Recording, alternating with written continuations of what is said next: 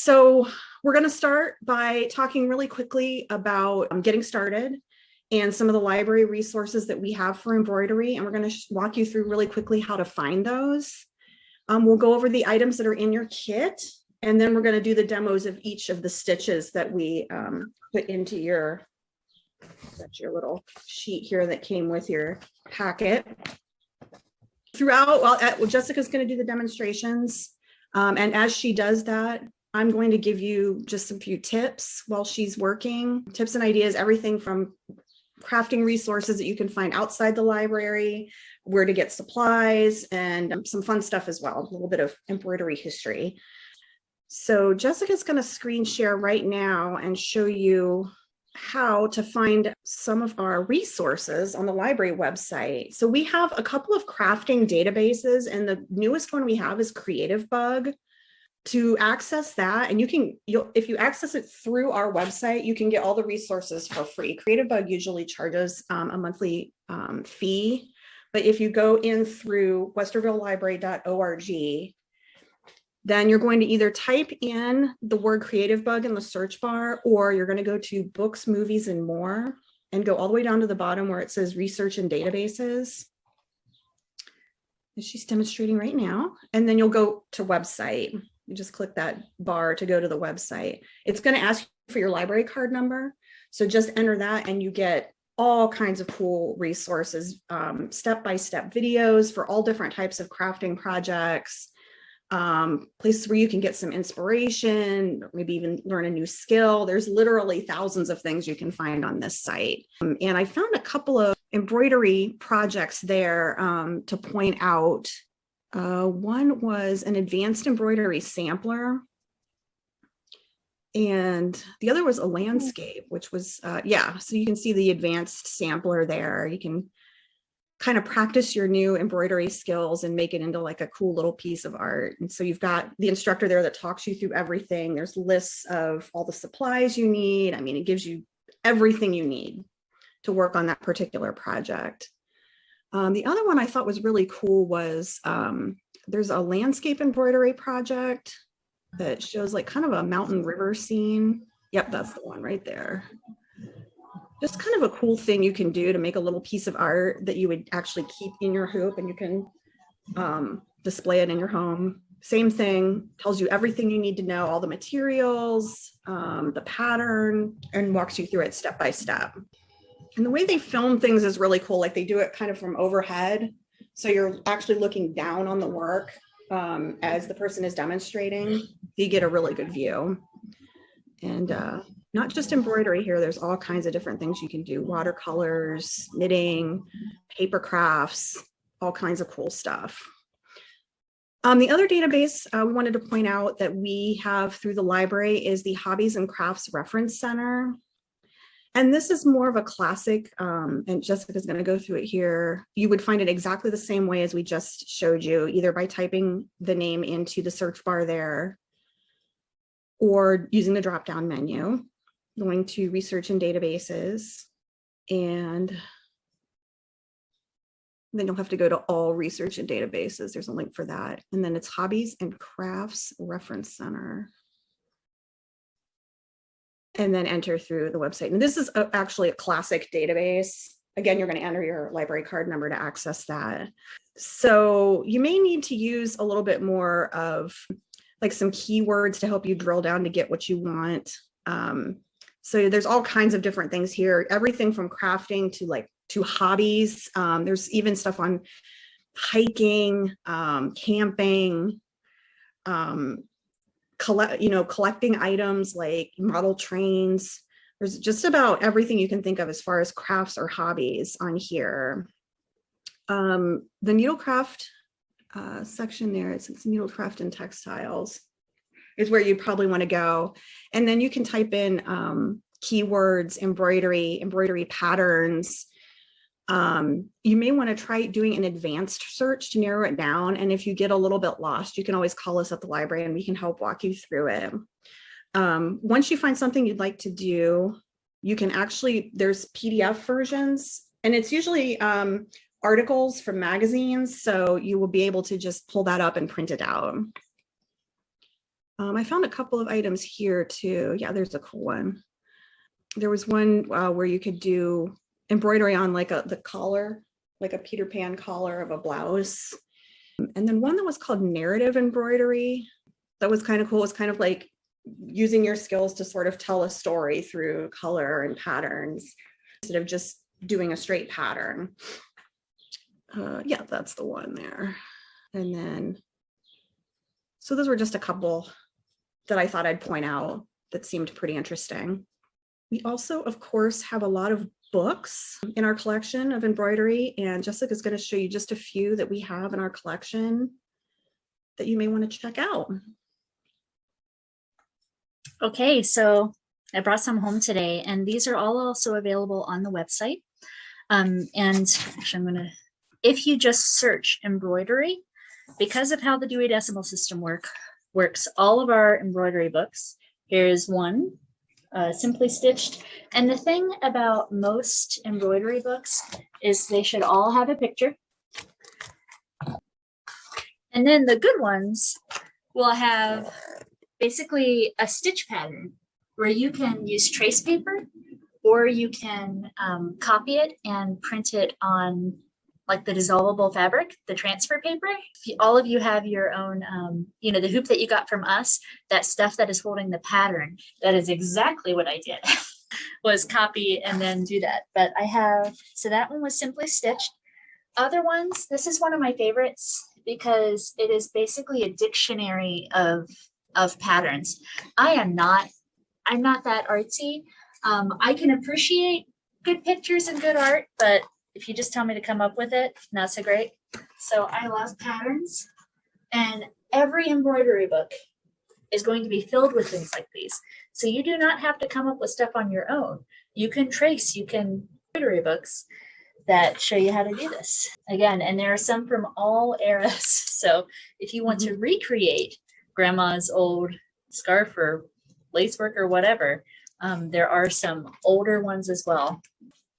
This one I love, coloring with thread. So one of the projects I'm doing right now, I took one of the Google pictures that goes across the screen, took a screenshot, and I'm basically using that. I am painting with thread, just coloring over a picture. But there's a lot of stuff with history and patterns and ideas. We are chock full of it. And there's some really old stuff out there. So if we don't have it, we can get it for you through Search Ohio and Ohio Link. Really quickly, I'm going to go over the items that are in your kit. So what you should have in your kit is your instructions page, which I'll refer to throughout this. Your wooden hoop with your linen and pattern. And it's going to come also with a little canvas that's on top of the linen. And it is, that's what actually has the pattern on it. That is actually dissolvable. So we'll go over this again at the end, but when you're finished with the project, you're just going to put it in water, and the paper that's got the powder on it is just going to dissolve. So very cool. And you're going to have embroidery thread in 3 colors and a needle.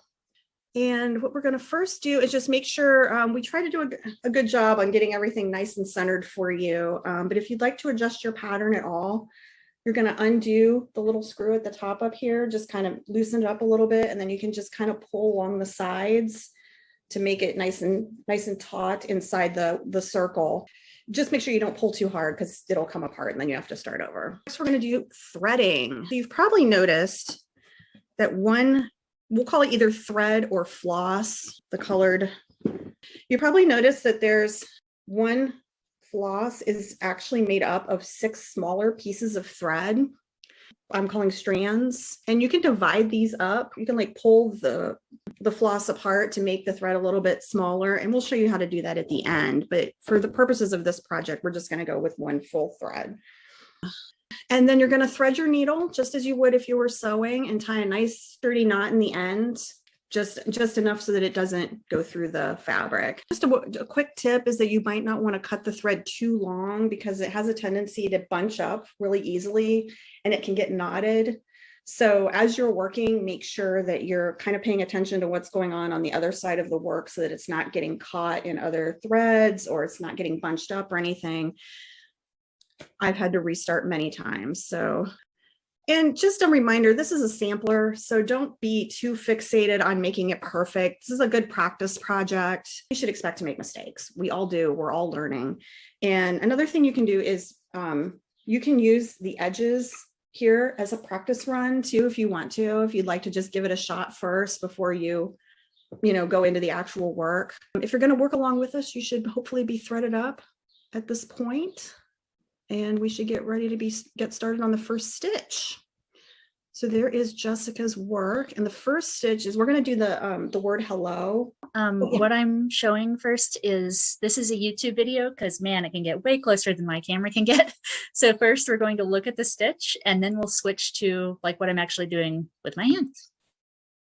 Cool. So we're first going to do the word hello in backstitch. And this is a pretty basic stitch. It's good for outlines, and it makes kind of like a connected dotted line look. So basically what you're going to do is bring your needle up from the back and then back down through the front. And it's going to be about the size of a grain of rice is a good place to start and practice. For the second stitch, you'll go about a stitch length, the same length up through in a row there, and then back down through the whole of of where you went down through the fabric. It's hard to describe. You can see it being demonstrated here, but you're going to go up through and then back down through the hole on the back end of the last stitch you created. So you're basically making kind of a long dotted line.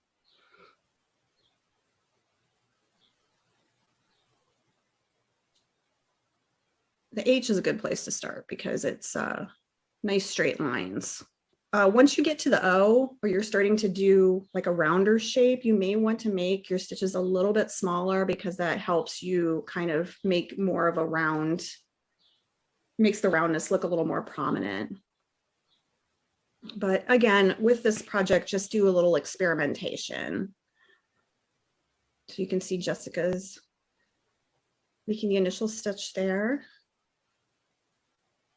And then make the second stitch about a stitch, the same length away, and then back down through sort of the tail end of the last stitch there. So while she's doing this, I thought I would tell you a little bit about some of the things you can make with embroidery. Besides these little samplers, you can do embellishments on clothing. It's a little harder to do it on things like t-shirts and sweatshirts, but it can be done. And there's demonstrations of those all over the internet. Pillows and pillowcases, placemats and napkins. You can make little pins by doing a little pattern and then putting a pin on the back and make a little kind of a brooch. You can make patches, kind of like what we had back in if you were ever a Girl Scout and you earned a badge. You can even do shoes. A lot of examples online of people who had done shoes that were sort of like Keds type shoes that were more canvas, and they look really cool. You can make bookmarks. You can use embroidery to monogram things. You can make aprons. You can even do greeting cards. You can do embroidery through paper, usually more of like a sturdier paper, of course, but you can make little cards that way. You can do baseball caps. And I saw a lot of people do garlands just for decor. So like you can make like little pennants and then embroider motifs on them and hang them up like over your windows or in your kids' rooms or whatever. And a lot of them are really cool looking. Those are just a few of the many things. If you don't follow the lines exactly, all hope is not lost, because remember, when you stick this thing in water, all of those lines are going to go away. Yep. So right now you can see that I apparently can't stitch a straight line, let alone draw one. So, but that's mainly because, again, it is against the dark background. Once that washes away, it looks a lot straighter. How far and wide you do these? Like initially we said, like a grain of rice. But that's a large part of artistic style. You'll see people do very large dramatic ones, or the tiniest stitches you've ever seen. Yeah, it's just a matter of the project and the look that you prefer too. And again, it's just, samplers are a good way to just try different things out and see what you think looks best. If you see both of my hands at one point, I am actually using a hoop stand. It's a little clamp that sits on the floor. There are also ones that sit on tables. And basically a clamp, you know, literally holds the hoop to help my hands free up. When I first started doing this, I got the worst hand cramps. So if you need to, put it down, shake out your hands, and then. Okay, I think we might be about ready to, in the interest of time, move on to the next stitch. All right. And again, we're just going to do a demonstration here, and you can follow along. Okay, next up, we're going to do stem stitch. This is a really good one. It kind of looks like a twisted rope when it's completed, and it's good for letters and flower stems and vines. So what you're going to do is you're going to make a stitch sort of at an angle. So you're going to go to one side of the line of the on the design and stitch kind of like a slash mark shape to the opposite side. Again, same size, probably around the size of a grain of rice is a good place to start. And you're going to put the needle back through at the midway point of your last stitch. So you can see where the demonstration is going there. The needle's coming back through at the midway point, and then it's coming back through one stitch length ahead. This is a good one to sort of experiment where you want to, how tightly you want to pull the thread, because I feel like I prefer not to pull it too tightly on a stitch like this, because it kind of, it makes the final look of the portion that you stitched it in kind of not quite as well defined, if that makes sense. Because you kind of want them to look like they're laying one on top of the other. And that it's like one continuous piece of twisted thread is what it will actually look like. So you can see, yeah, she's making the stitch, not pulling the first stitch tight until she gets the needle reinserted at the midway point. And then you're going to go, she's going slightly to the left of the line when she's reinserting the needle. And as she's coming up through, she's going slightly to the right of the line. You can see it doesn't really matter which way you go as long as you're consistent. And while she's doing that, I'm going to paste some links in here. But these are just a few of the really great YouTube resources. YouTube is a fantastic place for crafting in general. There is so much on there. Really, really well done videos that show you step-by-step instructions, you know, videos on individual stitches and on full projects, creative ideas, all kinds of cool things. And I picked out 4 here that I thought were really outstanding. One is the Stitchery. And it's a really good channel for all levels, whether you're a beginner or if you're old hat at this. She's got a lot of really cool sampler ideas too, so it'll be a good place to find stuff that you can use to practice. And sure, her videos are very well shot. She does hers with the overhead camera as well, so you can see the work from like a top view as if you're looking down on it. Another one is DIY stitching, and there's more than embroidery featured on this page, but or on this channel. But the woman who runs it does some really cool detailed flowers and plants. So I feel like it would be a good like next step when you're ready to challenge yourself once you've got the basics down. Handyworks is another good channel, and she's got even more advanced design work with really detailed instructions. I feel like this is kind of like as you're working your way up to get to more advanced work. And the last one was hand embroidery art.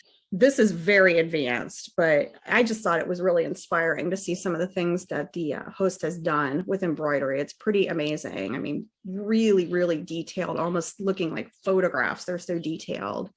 And it'd be a good place to just look, just to see what you can do. I mean, it's pretty amazing. I was wowed by her work. I do have some tips here that, so one is if you have trouble maintaining stitch length, and I do, sometimes what I'll do is I'll go through, even if it's done in a line like this, is I'll go through and literally with a ruler and like mark out dots, and then that tells me my in and out points so that it maintains a consistent thread length. Because usually I'm listening to music or watching something at the same time and am not consistent. So little things can help you. And you see right here, it kind of got stuck.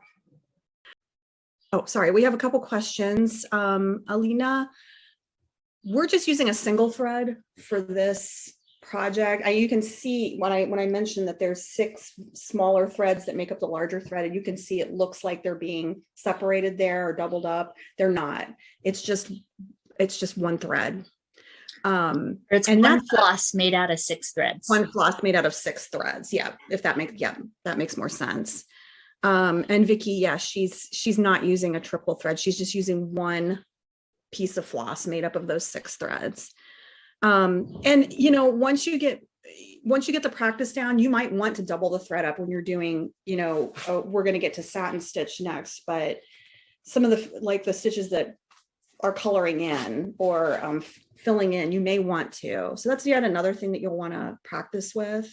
That's also a very, very artistic specification, because you'll see when we get to the flowers, there is at least one where it's only 3 threads that I'll use, and you'll see how much thinner it is. So if you want a more delicate look, then yeah. I mean, I've done 1 thread before. Yeah, and I keep mentioning this, but as you do samplers, they're a really good way to just practice with, you know, different thread thicknesses, you know, doubling it up, how tightly you want to pull the thread, how big you want to make your stitches. It's just a good place to get an idea of what those all look like. And you'll want to use different things for different projects, just depending on the look that you want. And what you're bad at. And playing, right, that too. Just a good way to get to know what those look like. Okay, I think we're ready to move on to satin stitch. And we're going to use satin stitch for the leaves and the smaller flowers. So it's going to be, so this is a stitch that will cover an entire area with kind of smooth closed stitches, and it's got to lay flat down on the fabric, and it feels satiny when it's done. It's something that it just colors it in. Basically, you're going to color in the portion of the leaves there and the flowers. And it usually doesn't have an outline around it. I made the mistake of putting an outline around one, and it looked really bad. But again, it depends on if you want to color something in and then put a different color outline around it. So you're going to bring the needle. Here's the demo.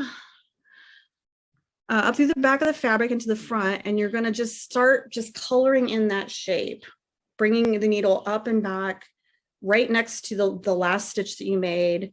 And you're going to sort of taper your steps. If you're making a circle, you'll see you're going to start at the widest part there. And then you're going to go down one side, just right next to the last stitch that you made. And then just follow the pattern so it'll be kind of tapered steps up to make that circle shape. You're just thinking of it as just using a marker pen to make one line as you color it in. But yeah, it's like you're using a marker to color in a shape, but you're just doing it one line at a time, if you think of it that way. And you'll just do that until the whole thing's filled in. And again, don't feel like you have to cover up every single part of the pattern, because that's just going to dissolve away at the end. And just a quick tip, some shapes are going to require you take a stitch in a different way that you might expect. So like when you're stitching the end of an oval, you're actually making flat, and a circle, you're making them actually flat stitches, but it's that tiered, making it a little bit bigger or a little bit smaller with each stitch that's going to give it that round shape. And you can do these, Jessica's doing hers lengthwise, so like the long way. You can do it widthwise the other way too. I would say maybe if you just want to keep it consistent, it's completely up to you. Okay, so as she's working on this, I'm going to suggest some embroidery bloggers I found. There's a lot of people who run their own embroidery websites and do their own patterns. And these were just a few that I found that are really good. Sublime Stitching is one that I've ordered from a lot.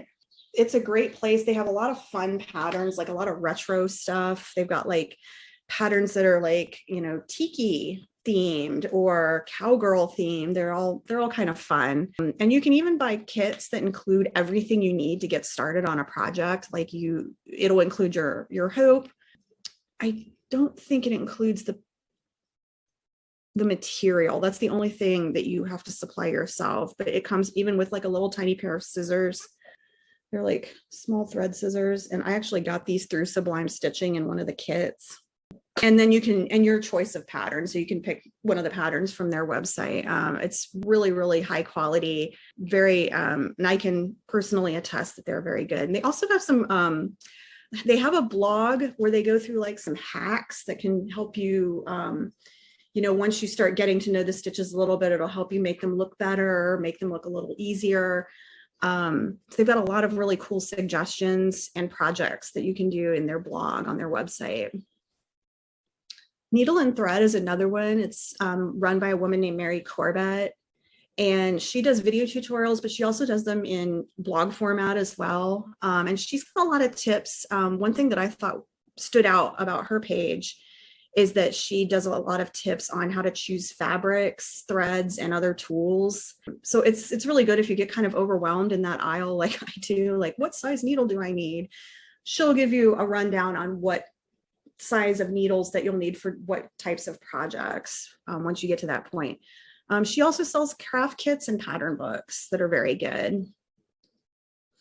Peacock and Fig is a lot of fun. It's another website where they give you patterns that are kind of more of like the traditional, like kind of maybe the stuff that you saw, you know, in your home growing up or at grandma's house. And she also does kind of more traditional embroidery, but puts a little bit more of a modern twist on it. So you'll see like those samplers that have kind of funny sayings on them, things like that. And she also has a lot of recommendations on how to recycle and upcycle things. So if you have a bunch of clothes that you don't want to throw out, she gives you some recommendations on things that you can, like, you know, use the material to make embroidery projects, or you can even freshen up like an old blouse, for example, with some embroidery. But she has some really good examples of that. And I also wanted to put a shout out to Pinterest, which is a great place to get all kinds of projects, nice photographs of projects and step-by-step instructions. So all you would do is just go to pinterest.com and open an account if you don't already have one, and then just type in embroidery and all kinds of stuff it's going to come up. Depending on what you choose to put on your page, it will also give you recommendations for other similar projects. So it's a good way to discover. Okay. Up next, trying to keep, we're going to do split stitch for the stems. And this is another pretty basic stitch. It kind of looks like a braid when you're finished with it. And it's really good for straight lines that need texture, like trees or flower stems. And it's really good for like outlines. If you're doing like a little fuzzy animal outline, it makes it look a little fuzzier. You're going to do your same grain of, you start with your same grain of rice stitch as we did with the back stitch. And instead of, we're going to again come up through the middle of the stitch like we did for stem stitch, but we're actually going to pierce the thread and come right up through the middle of it. And then do your next stitch and then come up through the middle of that stitch and continue that way. And I keep mentioning starting with about a grain of rice size. It's just a good place to start. You may find that the stitches look a little bit neater if you make them smaller when you're working with a rounder shape. It also helps keep that shape, that nice round shape, more defined. I do recommend that if you're using split stitch, make sure you're using multiple threads, because if you're only using like 2 strands of floss, it makes it look real sketchy and fine, which may be what you're looking for, but it's very fine. Yeah. This is where those 6 strings that make up a thread kind of look a little bit more defined when you come up through the middle there.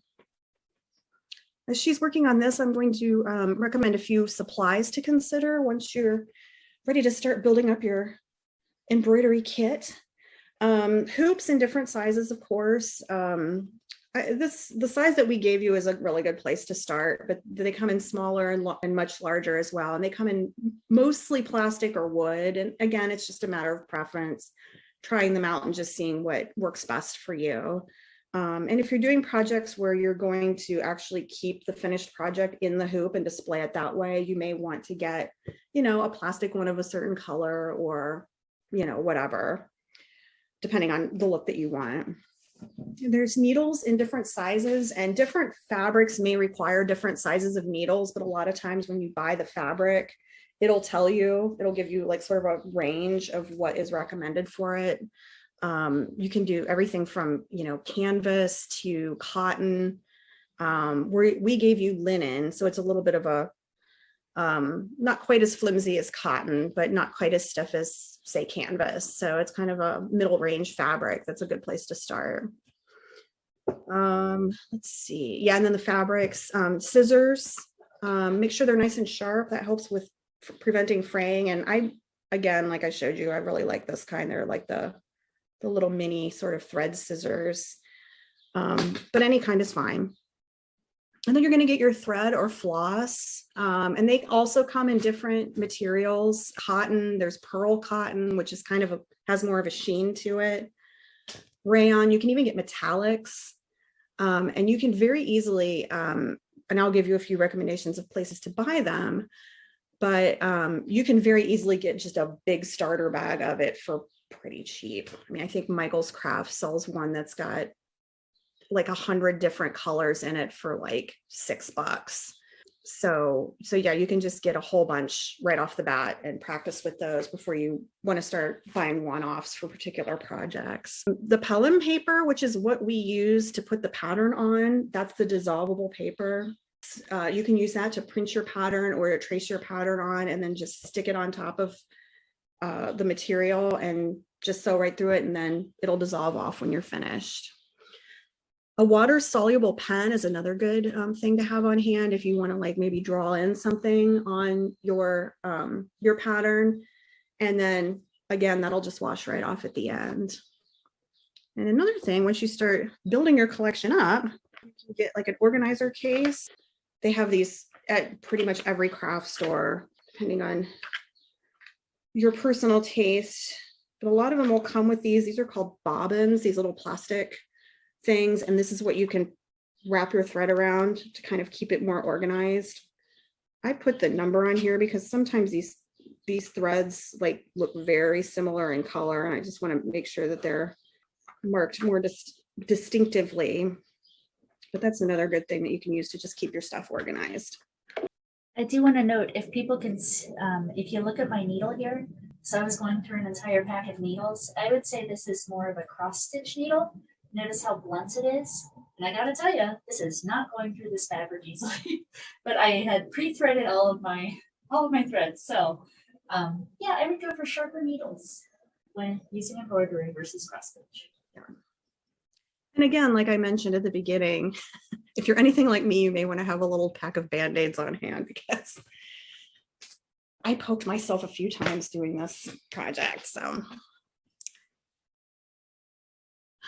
okay, so up next, we're going to do the woven wheel.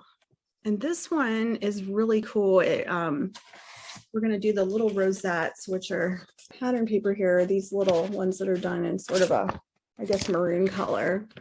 And this is one I'm going to suggest that you don't pull too tightly on, and I'll tell you why here in just a minute. But the demonstration is going to be really good for this. You'll want to start out making, you'll see there's different points, like sort of spokes that are all going into a central hole on the pattern here in the demonstration.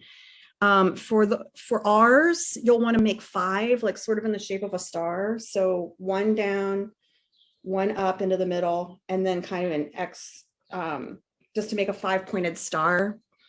Just make sure that they're all evenly spaced. And Jessica's going to show you how on our project here. But you're going to make a 5-pointed star to start out with.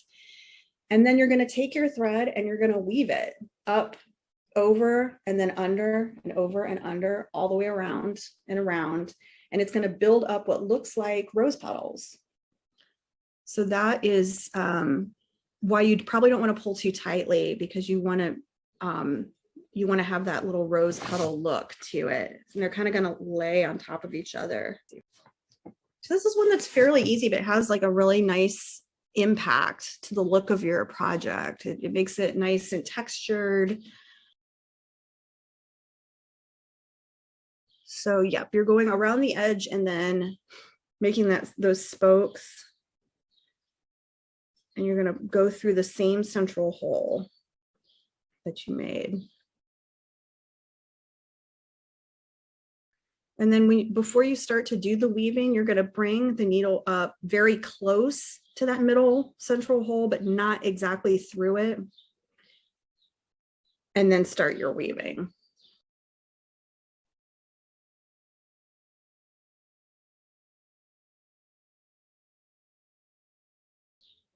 So there's that 5-pointed kind of like a little starfish look there. And then she's going up not exactly through the middle, but very close to the middle and starting the weaving. Up and over, and then always keep the spokes at an odd number. And then that way, when you go back around, it's going to alternate that over and under for each one. I'm going to give you just a couple of a few places here that are good places to find supplies. I'm going to paste. Michael's Crafts, obviously Joann's are 2 of the biggest places. They've got everything you would need. Hobby Lobby is another one. Amazon, of course, is a good place. And I also recommend Etsy. There's a lot of sellers on there that actually don't just sell crafts, they sell craft supplies. I find them to be a little bit more expensive than others. So I don't know if that would be my top choice, but it might be a good place to find like, you know, some more obscure things. Craigslist and eBay are also really good places. A lot of times people will have, you know, maybe they've started a hobby and then they never finished it and they want to get rid of all their supplies. And I find a lot of people will sell just full lots of crafting supplies that they just want to get rid of, and you can get them for a pretty good price. My partner and I inherited a whole bunch of yarn, like hundreds and hundreds of skeins of yarn at one point, and it was kind of a dream come true for a knitter like me. But I mean, what am I going to do with all that stuff? So we ended up selling a lot of it on eBay.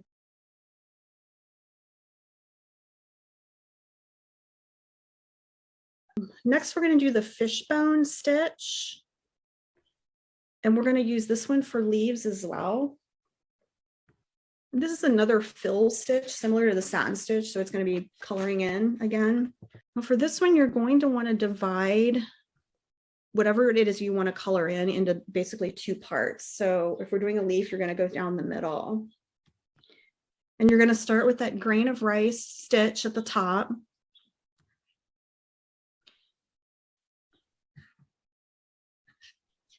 And we're actually going to combine, you know, some of the strategies from the other stitches into this. So as with the stem stitch, you're going to kind of do your stitches at a slash mark style angle, starting on one side of the pattern and going over to the other, and then on the other side and the other.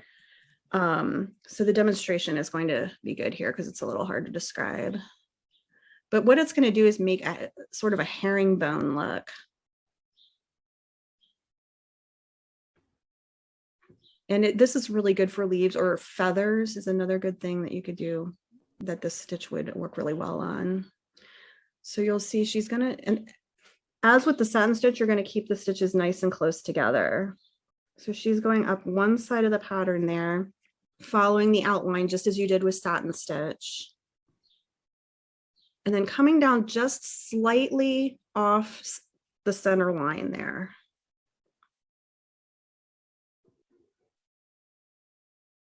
And then you're going to do it the opposite way on the other side. So tracing the pattern and then coming in just slight side of your center line.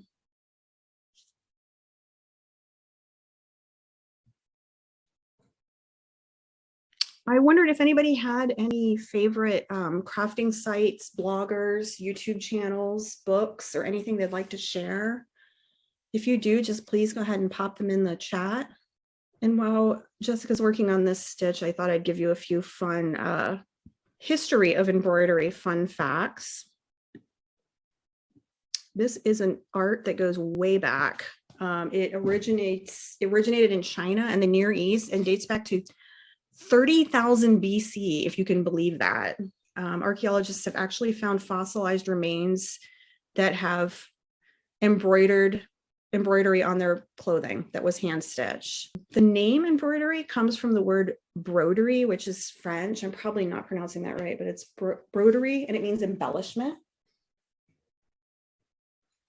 And it became very popular in Europe, probably around the year 1000, and kind of going on when Christianity and medieval Islamic and royalty started gaining power, and people wanted more elaborately decorated garments. For that, embroidery started to become a big fad starting then. And in the Industrial Revolution, an embroidery machine was invented, and that led to mass production. And you can buy embroidery machines at a lot of these craft stores as well. They're pretty expensive, but there's some that are combination sewing machine and embroidery machine. It'll do all the work for you. But I think this is more fun personally. You can see where my thread broke right there. Yeah, that's another. I'm not going to do anything about it. I'm just going to sew over it and it'll magically disappear. There you go. Some stitches are naturally more raised than others. This is one of them. Mm-hmm. And sometimes it'll even be called raised fishbone. There are different ways to do this so that it isn't as raised. But if you don't want it to be so puffy, use fewer strands. So like right now, this is the full 6. If you lessen it down, it'll be a much not so puffy, not so raised. That's the limit. Okay, and our last stitch is the French knot, and we're going to use that for accents on this. So you'll see that there's some little dotted pieces there. There's also the eye and spring with the dot at the top. This is a good place to use the French knot. And you're going to actually pull the thread tightly and wrap the floss around the needle once or twice, depending on the size of the knot that you want. And you're going to hold it very tightly, put the needle down through those knots and through the fabric, and pull it down, and it's going to come up as just a little raised dot. So you can see they're wrapping the thread around, and then they're actually putting it back through the canvas right next to where it came up, not exactly in the same spot.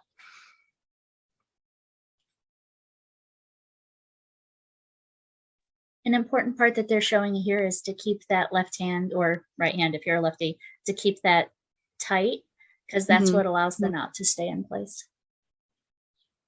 And this is a good one to make sure you're paying attention that your thread isn't getting bunched up.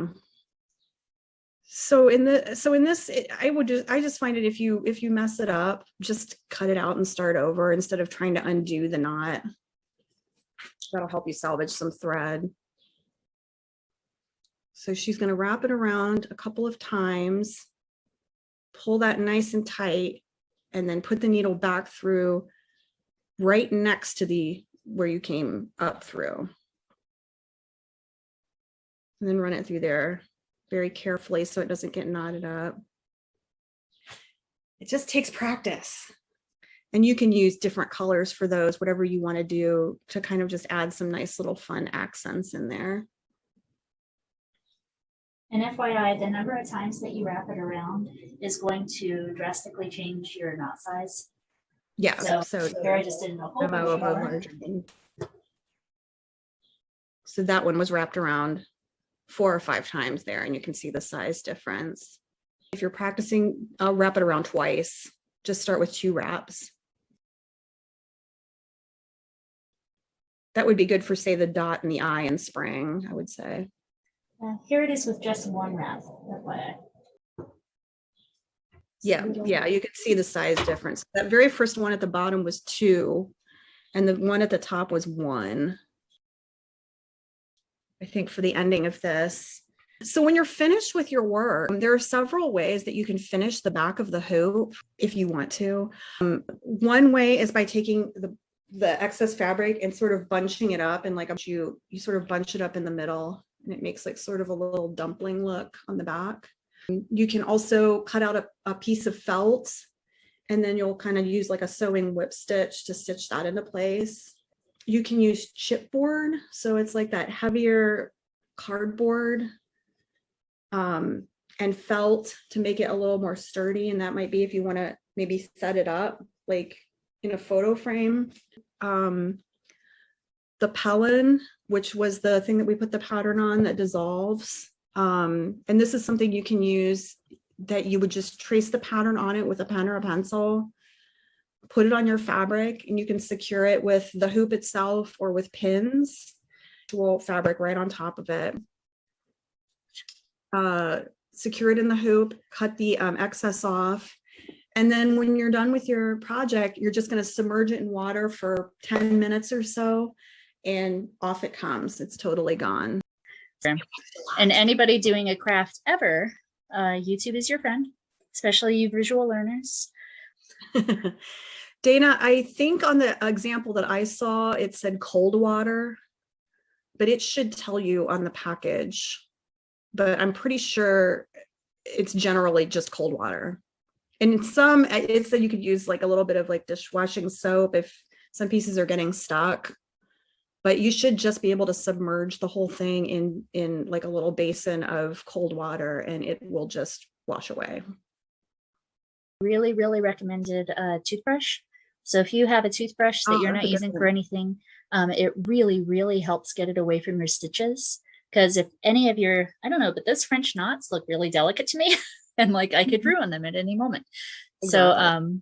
So especially a soft bristled toothbrush, if you just, stick it in your craft supplies, and that'll help with this. A blog post here that walks you through some of the most common mistakes and how to fix them. I just posted that there. There's a video on that page as well that walks you through them all. Probably your number one when you're just starting out is going to be that bunchy thread situation. And at some point, it's going to get knotted to the point where there's nothing you can do about it, and you'll just have to start over. In that blog and video, she recommends using a seam ripper like you would use for sewing. And she also recommended using a straight razor for like a little more delicate, because sometimes you'll get, like if you're far along in the project and you've got a lot of stitches already, and then you get a thread that's like caught up in some of those stitches, you don't want to mess up the work you've already done. And she recommended using a straight razor for those little more delicate cutting of stitches. But there's a whole bunch of stuff in there that's a great resource. Here in the this is the nice thing, since this is one of the oldest crafts known to man, then there's a lot of stuff out there. So if you don't know how to do it, don't worry, somebody does. And honestly, probably everybody at home right now has something in your closet or in your household or in your linen cupboard that has a piece of embroidery on it. And hopefully the next time you go to the store or the next time you open your closet, you can take a moment and just look at it. I now notice, I'm like, that's satin stitch. Mhm, can't- mhm. I can't You'd leave be very something alone in surprised the whenever store. you see it. Yeah. I mean, some of this stuff is just a work of art. So when we were doing the petals, yeah, I did it the lame way. Look what you can do. Yeah. How many is that? That's, I mean, it's just amazing. There is also, you can now get netting, like a clear kind of netting, Mhm. so that it looks like stuff is done on nothing. So there is a variety of ways to do things. Also, I was always worried that the back of my work looked messy. It turns out you don't need to worry about that. That's natural. So Right. yeah, It's supposed to. it is supposed to look like that. Don't worry. That's when you'll use some of those techniques if you want to cover up the back of the work or finish the back of the work, and it'll just. Okay, yeah, so go down, just do a Google image search or do it on Pinterest and go down that rabbit hole. Make sure you have an afternoon that's free too, because you will find a lot. And we'd love for you to share your finished projects with us if you'd like to. If you go on Instagram or Facebook, you can use the hashtag, just pound hashtag Westerville Library, and show us what you've done or send us a picture of your final project. We'd love to see it.